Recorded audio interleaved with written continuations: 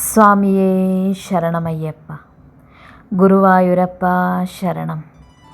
ഭദ്രകാളി അമ്മയെ ശരണം. ഈ കഥയുടെ തുടക്കം ഇങ്ങനെയാണ്.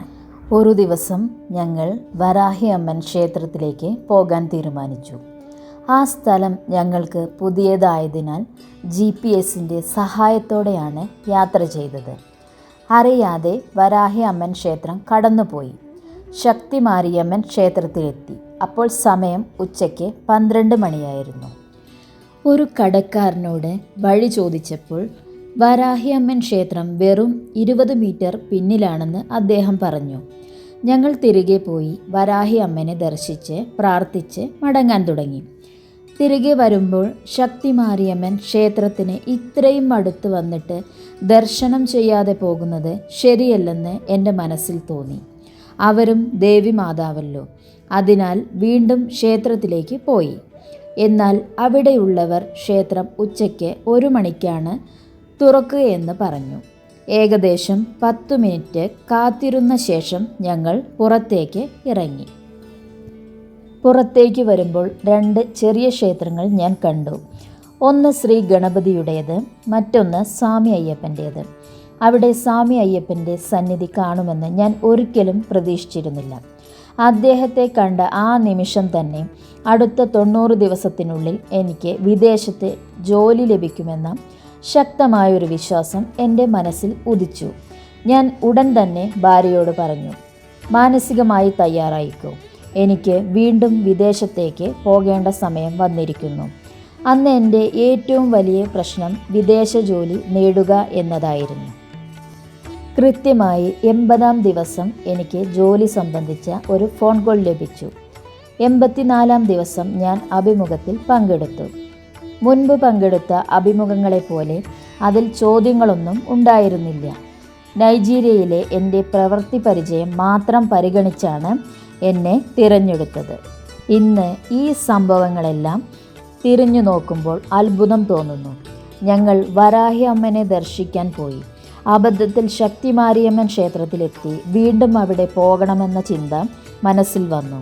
ഒടുവിൽ പ്രതീക്ഷിക്കാതെയാണ് സ്വാമി അയ്യപ്പനെ ദർശിക്കാൻ കഴിഞ്ഞത്. ദേവി മാതാവും എന്നെ വഴി നടത്തുകയായിരുന്നുവെന്ന് ഞാൻ വിശ്വസിക്കുന്നു. ദൈവങ്ങൾക്ക് നമ്മുടെ മനസ്സിൽ ചിന്തകൾ ഉണർത്താനും ശരിയായ വഴിയിലേക്ക് നയിക്കാനും കഴിയും. എനിക്ക് ഇതെല്ലാം ദൈവികമായ ഒരു മാർഗനിർദ്ദേശമായിട്ടാണ് അനുഭവപ്പെട്ടത്. എൻ്റെ വിശ്വാസപ്രകാരം സ്വാമി അയ്യപ്പൻ വിളിക്കുമ്പോൾ അദ്ദേഹം നിശ്ചയിച്ചതിനെ തടയാൻ ആർക്കും കഴിയില്ല. എൻ്റെ ജീവിതത്തിലെ മുൻ അനുഭവങ്ങളും ഞാൻ പങ്കുവച്ച പ്രവചനങ്ങളും ഓർക്കുമ്പോൾ എനിക്കായി നിശ്ചയിച്ചിരുന്നതെല്ലാം ശരിയായ സമയത്ത് നടന്നുവെന്നാണ് ഞാൻ വിശ്വസിക്കുന്നത്. സ്വാമി അയ്യപ്പൻ എനിക്കായി തീരുമാനിച്ചതെല്ലാം അതിൻ്റെ സമയത്ത് നടക്കും. എൻ്റെ ജീവിതത്തിൽ വലിയ പ്രശ്നങ്ങൾ വരുമ്പോഴെല്ലാം അതിൻ്റെ പരിഹാരത്തെക്കുറിച്ച് എനിക്ക് ഉള്ളിൽ ഉറച്ചൊരു ബോധ്യം ലഭിക്കാറുണ്ട്. എൻ്റെ അനുഭവത്തിൽ അവ പിന്നീട് യാഥാർത്ഥ്യമായിട്ടുണ്ട്. അതുകൊണ്ടാണ് ഭക്തർ അദ്ദേഹത്തെ കലിയുഗ വരദൻ എന്ന് വിളിക്കുകയും അദ്ദേഹം സർവ്വവ്യാപിയാണെന്ന് വിശ്വസിക്കുകയും ചെയ്യുന്നത്. 2026 നവംബർ മാസത്തിലെ ഒരു ദിവസം രാവിലെ ഏകദേശം 8 മണിയോടെ ഞാൻ ഓഫീസിലിരിക്കുകയായിരുന്നു. അപ്പോൾ പെട്ടെന്ന് വിവാഹ ചടങ്ങുകളിൽ സാധാരണ ലഭിക്കുന്ന കർപ്പൂരത്തിൻ്റെയും ഗ്രാമ്പുവിൻ്റെയും പ്രത്യേക സുഗന്ധമുള്ള ദക്ഷിണേന്ത്യൻ ലഡ്ഡു കഴിക്കണമെന്ന ശക്തമായ ആഗ്രഹം മനസ്സിൽ വന്നു. അത് വെറും ഒരു ചിന്ത മാത്രമാണെന്ന് കരുതി ഞാൻ ആരോടും പറഞ്ഞില്ല. ഏകദേശം രാവിലെ 10 മണിയോടെ അപ്രതീക്ഷിതമായ ഒരു സംഭവം നടന്നു. ദക്ഷിണേന്ത്യയിൽ നിന്ന് അവധി കഴിഞ്ഞ് മടങ്ങിയെത്തിയ എൻ്റെ ഒരു സഹപ്രവർത്തകൻ ഓഫീസിലേക്ക് മധുര പലഹാരങ്ങൾ കൊണ്ടുവന്നു. പെട്ടി തുറന്നപ്പോൾ രാവിലെ ഞാൻ മനസ്സിൽ ആഗ്രഹിച്ച അതേ കർപ്പൂരത്തിൻ്റെയും ഗ്രാമ്പുവിൻ്റെയും സുഗന്ധമുള്ള അതേ ദക്ഷിണേന്ത്യൻ ലഡ്ഡു എൻ്റെ മുന്നിൽ വന്നു. അത് കണ്ടപ്പോൾ ഞാൻ ഞെട്ടിപ്പോയി. രാവിലെ 8 മണിക്ക് എൻ്റെ മനസ്സിലുണ്ടായിരുന്ന ഒരു ചിന്ത 2 മണിക്കൂറിനുള്ളിൽ യാഥാർത്ഥ്യമായി എൻ്റെ മുന്നിലെത്തി. ഈ സംഭവം എൻ്റെ മനസ്സിൽ മായാത്തൊരു ഓർമ്മയായി ഇന്നും നിലനിൽക്കുന്നു. ഞാൻ ഓഫീസിൽ പുതിയതായി ജോലിയിൽ പ്രവേശിച്ച സമയത്ത് ജോലി ചെയ്യാൻ വളരെ ബുദ്ധിമുട്ടുകൾ ഉണ്ടായിരുന്നു. സഹപ്രവർത്തകരിൽ നിന്ന് വേണ്ടത്ര പിന്തുണ ലഭിച്ചിരുന്നില്ല. പ്രത്യേകിച്ച് ട്രക്ക് വെയ്റ്റുമായി ബന്ധപ്പെട്ട ജോലി മുന്നോട്ട് കൊണ്ടുപോകാൻ എനിക്ക് സാധിച്ചിരുന്നില്ല. ജോലി സുഗമമായി ചെയ്യണമെങ്കിൽ ഡയറക്ടർക്ക് മാത്രമേ ഈ പ്രശ്നം പരിഹരിക്കാൻ കഴിയൂ എന്ന് ഞാൻ കരുതി. പക്ഷേ അദ്ദേഹം ചൊവ്വാഴ്ചകളിൽ മാത്രമാണ് ഓഫീസിൽ വരാറുണ്ടായിരുന്നത്. അങ്ങനെ 4 ആഴ്ചകൾ കടന്നുപോയിട്ടും എൻ്റെ ജോലിയിൽ വലിയ പുരോഗതി ഉണ്ടായില്ല. അതിനിടയിൽ ഒരു ദിവസം രാവിലെ നടക്കാൻ പോയപ്പോൾ എൻ്റെ മനസ്സിൽ ഒരു വിചിത്രമായൊരു സങ്കല്പം ഉണ്ടായി. ഡയറക്ടർ എൻ്റെ അടുത്തേക്ക് വന്ന് ഒരു കസേര വലിച്ചിട്ട് എൻ്റെ മുന്നിൽ ഇരിക്കും. എന്നിട്ട് "നീ എന്താണ് ചെയ്യുന്നത്?" എന്ന് ചോദിക്കും. "ഞാൻ ട്രക്ക് വെയ്റ്റുമായി ബന്ധപ്പെട്ട ജോലിയാണ് ചെയ്യുന്നത്. പക്ഷേ ഈ ഭാഗത്ത് എനിക്ക് മുന്നോട്ട് പോകാൻ കഴിയുന്നില്ല" എന്ന് മറുപടി പറയും. എന്നായിരുന്നു ആ സങ്കല്പം. ഇതേ സങ്കല്പം ഏകദേശം 5 ദിവസത്തോളം എൻ്റെ മനസ്സിൽ വന്നു. പിന്നീട് ഞാൻ അത് വിട്ടുകളഞ്ഞു. എന്തിനാണ് വെറുതെ ഇങ്ങനെ ഒരു സ്വപ്നം മനസ്സിൽ കാണുന്നത് എന്ന് ഞാൻ തന്നെ ചിന്തിച്ചു. പക്ഷേ 8-ാം ദിവസം ഞാൻ സങ്കല്പിച്ചതുപോലെ തന്നെ സംഭവിച്ചു. ഡയറക്ടർ എൻ്റെ അടുത്തേക്ക് വന്നു. കസേര വലിച്ചിട്ട് എൻ്റെ മുന്നിലിരുന്നു. ഞാൻ സങ്കല്പിച്ചതുപോലെ തന്നെ. ശേഷം അദ്ദേഹം ചോദിച്ചു, "നീ എന്താണ് ചെയ്യുന്നത്?" ഞാൻ സങ്കല്പത്തിൽ പറഞ്ഞ അതേ മറുപടി തന്നെയാണ് അദ്ദേഹത്തോടും പറഞ്ഞത്. ട്രക്ക് വെയ്റ്റുമായി ബന്ധപ്പെട്ട ജോലിയാണ് ചെയ്യുന്നത്. പക്ഷേ ഈ ഭാഗത്ത് എനിക്ക് മുന്നോട്ട് പോകാൻ കഴിയുന്നില്ല. ഞാൻ ജോലിയിൽ പ്രവേശിച്ച് 3 മാസം കഴിഞ്ഞ ശേഷമുള്ള ഞങ്ങളുടെ ആദ്യ കൂടിക്കാഴ്ചയായിരുന്നു അത്. ഡയറക്ടർ എന്നോട് "മുന്നോട്ടു പോകൂ" എന്ന് പറഞ്ഞു. അതിനുശേഷം എനിക്ക് കൂടുതൽ സ്വതന്ത്രമായി ജോലി ചെയ്യാൻ സാധിച്ചു. എൻ്റെ സഹപ്രവർത്തകരും എന്നെ പിന്തുണയ്ക്കാൻ തുടങ്ങി. കാര്യങ്ങൾ കൂടുതൽ സുഗമമായി. പിന്നീട് എൻ്റെ റിപ്പോർട്ട് പരിശോധിച്ച ഡയറക്ടർ എൻ്റെ ജോലിയെ അഭിനന്ദിച്ച് കണ്ടന്റ് നല്ലതാണ് എന്ന് പറഞ്ഞു. എന്നെ ഏറ്റവും കൂടുതൽ അത്ഭുതപ്പെടുത്തിയത് ഡയറക്ടർ വന്ന് എന്നോട് സംസാരിച്ചതല്ല. ദിവസങ്ങൾക്ക് മുമ്പ് എൻ്റെ മനസ്സിൽ ഞാൻ സങ്കല്പിച്ച രംഗം ഏതാണ്ട് അതേ രീതിയിൽ യാഥാർത്ഥ്യമായതാണ്. ഒരിക്കൽ എനിക്ക് ഇക്രു എന്നു പേരുള്ള ഒരു നായക്കുട്ടി ഉണ്ടായിരുന്നു. അവൾ ഞങ്ങൾക്ക് ഒരു വളർത്തുമൃഗം മാത്രമായിരുന്നില്ല, സ്വന്തം കുഞ്ഞിനെ പോലെയായിരുന്നു. പിന്നീട് അവൾക്ക് ചികിത്സിച്ച് ഭേദമാക്കാൻ വളരെ ബുദ്ധിമുട്ടുള്ള ഒരു രോഗം ബാധിച്ചു. കുറച്ച് സമയം കൂടി അവളോടൊപ്പം കഴിയാൻ അനുവദിക്കണമെന്നു ഞാൻ ദുർഗാദേവിയോട് പ്രാർത്ഥിച്ചു. അവൾ പിന്നെയും 6 മാസം ജീവിച്ചു. ഒടുവിൽ 2005 നവംബറിൽ ഞങ്ങൾക്ക് അവളെ നഷ്ടമായി. എൻ്റെ അമ്മയും സഹോദരനും കൈപ്പത്തി ക്ഷേത്രത്തിലേക്ക് പോകുമ്പോൾ മുള്ളുള്ള ഒരു കുറ്റിക്കാട്ടിൽ കിടക്കുന്ന ഒരാഴ്ച പോലും പ്രായമില്ലാത്ത ഒരു ചെറിയ നായ്ക്കുട്ടിയെ കണ്ടു. ആരോ അതിനെ അവിടെ ഉപേക്ഷിച്ചു പോയതായിരുന്നു. നിൽക്കാൻ പോലും കഴിയാത്ത അത്ര ദുർബലമായിരുന്നു ആ കുഞ്ഞ്. വിശന്നു മരിക്കുന്ന അവസ്ഥയിലായിരുന്നു. ഞങ്ങൾ ആ കുഞ്ഞിനെ വീട്ടിലേക്ക് കൊണ്ടുവന്നു. ഭക്ഷണം കൊടുത്തും പരിചരിച്ചും പതുക്കെ ആരോഗ്യമുള്ളതാക്കി. അവന് ജെറി എന്ന പേര് നൽകിയത് ഞാനാണ്. ഒരു കാര്യം എൻ്റെ മനസ്സിൽ തുടർന്നു നിന്നു. ഇക്രുവും ജെറിയും എൻ്റെ ജീവിതത്തിലേക്ക് വന്നത് നവംബർ മാസത്തിലായിരുന്നു.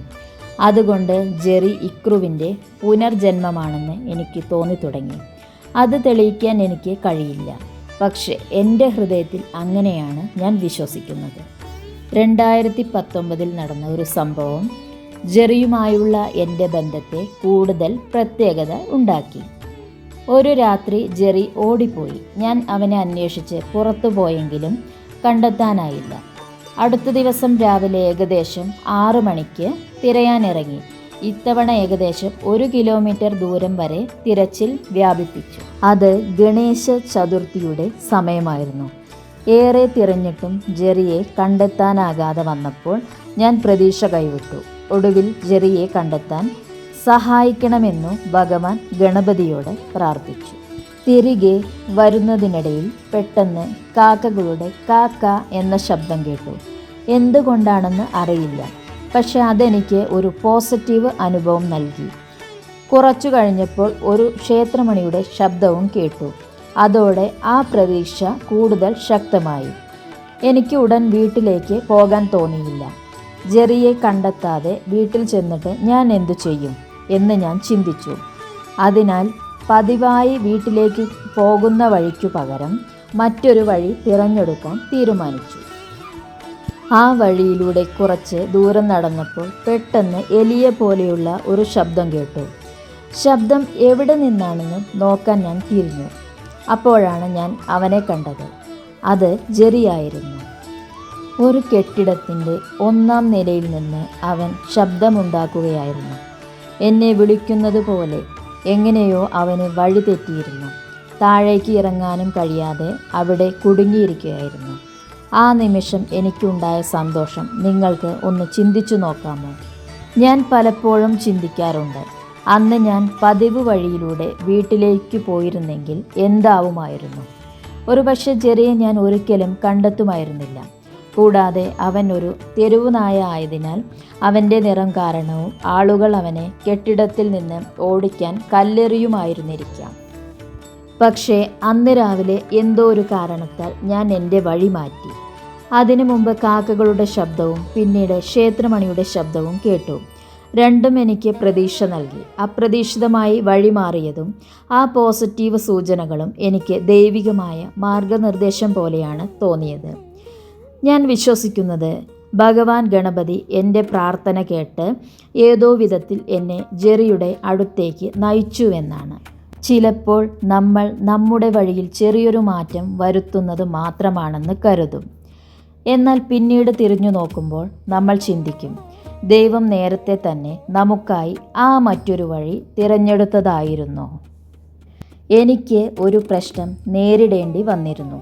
അത് നേരിടുന്നതിനു മുമ്പ് ഭഗവാൻ ശിവൻ്റെ അനുഗ്രഹം വാങ്ങണമെന്ന് ഞാൻ ആഗ്രഹിച്ചു. വൈകുന്നേരം 6 മണിക്ക് ക്ഷേത്രത്തിലേക്ക് പോകാൻ തീരുമാനിച്ചപ്പോൾ ശക്തമായ മഴ പെയ്തുകൊണ്ടിരുന്നു. മഴ നിന്നതിന് ശേഷം ഞാൻ ക്ഷേത്രത്തിലേക്ക് പോയി. ഞാൻ എൻ്റെ വലതുകാൽ ക്ഷേത്രത്തിനുള്ളിലേക്ക് വെച്ച അതേ നിമിഷം ശിവൻ്റെ ആരതി ആരംഭിച്ചു. അതെൻ്റെ വരവിനായി കാത്തിരുന്നതുപോലെ എനിക്ക് തോന്നി. ആ നിമിഷം ഭഗവാൻ ശിവൻ എന്നെ അനുഗ്രഹിച്ചുവെന്ന് ഞാൻ അനുഭവിച്ചു. എന്നാൽ ദൗർഭാഗ്യവശാൽ ആ കാര്യത്തിൽ ഞാൻ വിജയിച്ചില്ല. ആ പ്രശ്നം ഇന്നും 3 വർഷമായി പരിഹരിക്കപ്പെടാതെ കിടക്കുകയാണ്. ഇപ്പോൾ അത് പരിഹരിക്കേണ്ടത് അമ്മ കാളിയുടെയോ സ്വാമി അയ്യപ്പൻ്റെയോ അല്ല, ഭഗവാൻ ശിവൻ്റെ ഉത്തരവാദിത്തമാണെന്ന് ഞാൻ വിശ്വസിക്കുന്നു. അതിനായി ഞാൻ ഇന്നും ശ്രമിച്ചു കൊണ്ടിരിക്കുകയാണ്. ഈ കഥ തുടരും.